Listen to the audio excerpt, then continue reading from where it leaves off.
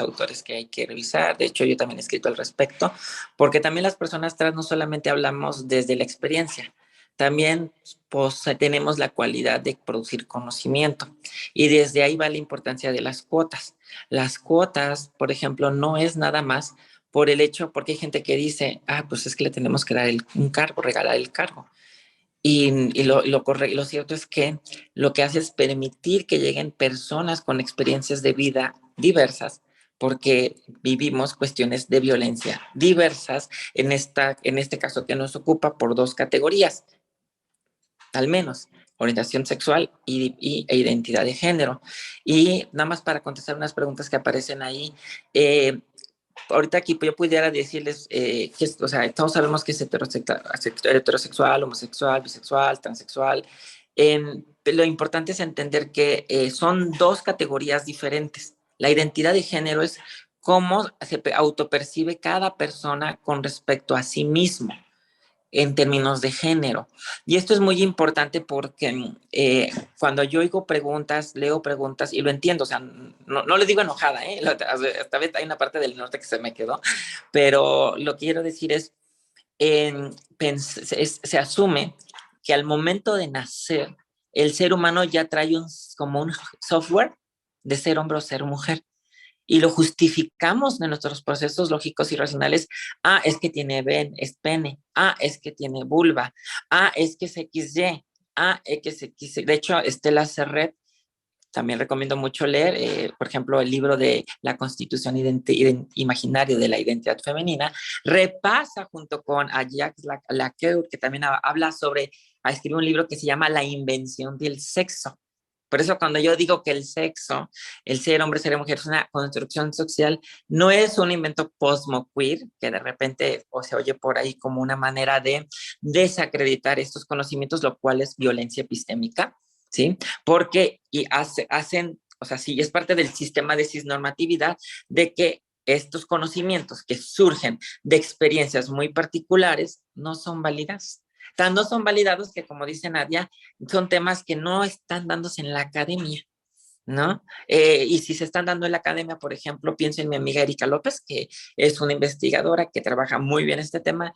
Ella a veces me decía, como parte de la violencia testimonial que vive, que a veces le dicen pues que lo que hacía o hace no es ciencia, ¿no? O sea, desde ahí viene la violencia hacia las personas de las diversidades sexuales y de género. Por identidad de género, que es el tema que particularmente yo quiero subrayar, que siento que es el que se suele mucho con lo que no es hetero, pero hay que entender que tanto la identidad de género como la orientación, lo que llamamos orientaciones sexuales, son conceptos que surgen en el siglo XVIII para nombrar estas experiencias que surgen, que se salen de la experiencia hetero y de la experiencia de los cisgénero, pero en particular recordemos, y lo cita Estela Serret y lo cita Lacour, surge en un momento histórico que llamamos el romanticismo. Entonces, aquí se empieza a generar la narrativa que después se asume como biológico de que la atracción sexual hacia el sexo género opuesto es parte de la naturaleza humana y es fundamental para la procreación. No, no. Como especie humana nos procreamos, sí, pero como seres humanos con lenguaje, lo cual el lenguaje participa mucho en la manera en cómo, o sea, ya estoy enterrando terrenos filosóficos, pero es mucho en la manera en lo que cómo nos constituimos, inclusive más allá de ser hombre, ser mujer, ¿a qué le damos la cualidad de lo humano? Se le hemos negado históricamente a las personas indígenas, se le hemos negado históricamente a las personas negras. Por eso yo hago este pensamiento, porque esto es lo que nos está pasando a las personas trans. Cuando nos dicen, tú jamás vas a ser mujer, nos están negando una cualidad humana esencial que al resto de las personas no les están negando. Entonces, las cuotas de género y los protocolos, ¿sí?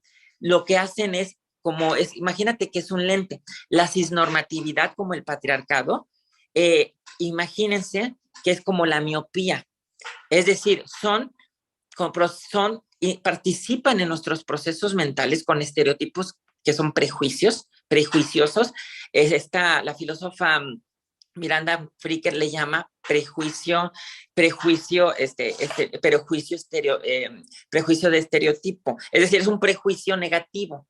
Es un prejuicio como de pensar que todas las personas trans transicionamos porque estamos enfermas, ¿no? Transicionamos porque no sabemos lo que queremos, ¿no? O sea, todo eso es un prejuicio, porque si nos preguntaran a las personas trans, pues eso verían que no existe, ¿no? Entonces, eso participa en los procesos mentales de las personas que están ocupando cargos públicos, desde la Suprema Corte de Justicia, las presidencias y consejerías de los OPLES, el Instituto Nacional Electoral, hasta una mesa directiva de casilla.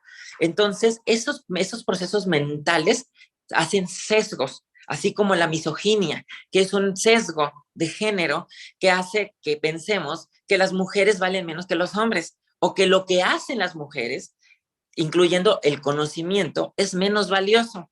Lo mismo con el racismo, es un sesgo dentro de nuestros procesos mentales, pero se traduce y pasa a lo social y trasciende hasta lo institucional, y trasciende sus sentencias, y trasciende sus manuales, y trasciende sus procedimientos de reclutamiento y selección y evaluación de personal.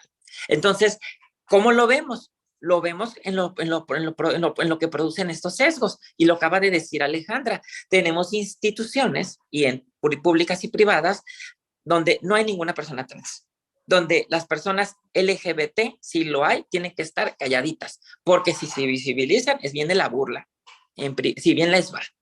Y si no, empiezan a venir una suerte de situaciones que dificultan, y esto no es una historia de victimismo. Les invito a que lean la encuesta de orientación sexual, la encuesta de discriminación por orientación sexual e identidad de género, o ENDOSIC 2018 de CONAPRED. Van a ver cómo las violencias se disparan hasta más del 50% a las personas LGBT, pero cuando los desglosas por orientación sexual e identidad de género, las personas trans reportamos 9 y 8 de cada 10 personas todos los días algún tipo de violencia. Yo les pregunto, ¿qué persona se sostiene mentalmente sana, emocionalmente estable, ante un contexto que no solamente te niega lo que eres, sino te niega cualquier oportunidad de desarrollarte con plenitud?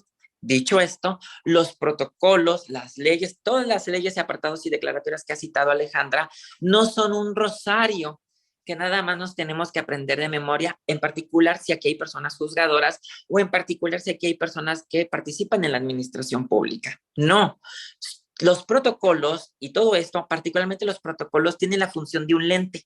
¿Qué hace un lente? El lente te quita un sesgo de tu mirada. Un sesgo como la miopía, que yo veo borroso, me pongo el lente y veo claro.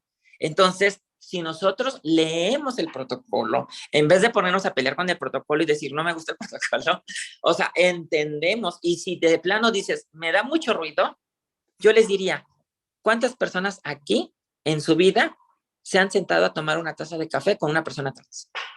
O sea, porque el conocimiento está allá afuera, pero no es suficiente, porque esto atraviesa. Yo inicié hablando del dolor. Cuando hablamos de discriminación y violencia, y yo les hablo de poder, por eso yo decía, no olvidemos que hay un dolor. Todas las personas, todos los seres humanos tenemos dolores, pero las personas trans o las personas lesbianas, gays, tenemos un dolor que no deberíamos de traer, porque es un dolor que no viven las personas hetero por amar, que no viven las personas cisgénero por el simple hecho de ser y de expresarlo con su ropa y su nombre. Las personas trans eso nos lo quitan y nos lo niegan y nos asesinan y se nos va la vida. Entonces, el protocolo y las leyes que ustedes como personas juzgadoras, porque aquí se llama Inteli, yo creo que es de inteligencia, y Iuris de ley, ¿no? Es aplicar la ley con inteligencia. Bueno, la inteligencia es justamente también cuestionarnos cuáles son mis sesgos cognitivos. Por eso, la importancia del protocolo. Por ejemplo, si tienen todavía dudas, yo les recomiendo mucho el protocolo para juzgar con perspectiva en casos que involucran orientación sexual e identidad de género de la Suprema Corte. Ahí encontrarán 2 tests y varias herramientas jurídicas que tendrán usted, digo que ya no me dan el tiempo, que ustedes podrán ampliar su conocimiento, pero eviten la ignorancia activa. ¿Qué es la ignorancia activa? Que es al término de esta actividad, ustedes digan, bueno, hay otros temas que me interesan más, como prerrogativas, tiempos de televisión, la reforma electoral, la militarización. Claro, todo es importante, pero cuando nosotros nos dejan al final de su historial de prioridades, eso en filosofía le llaman ignorancia activa. Y es parte de un prejuicio de que no somos importantes. Y eso también hay que cuestionarlo. Muchísimas gracias, Nadia. Gracias, Rebeca. Pues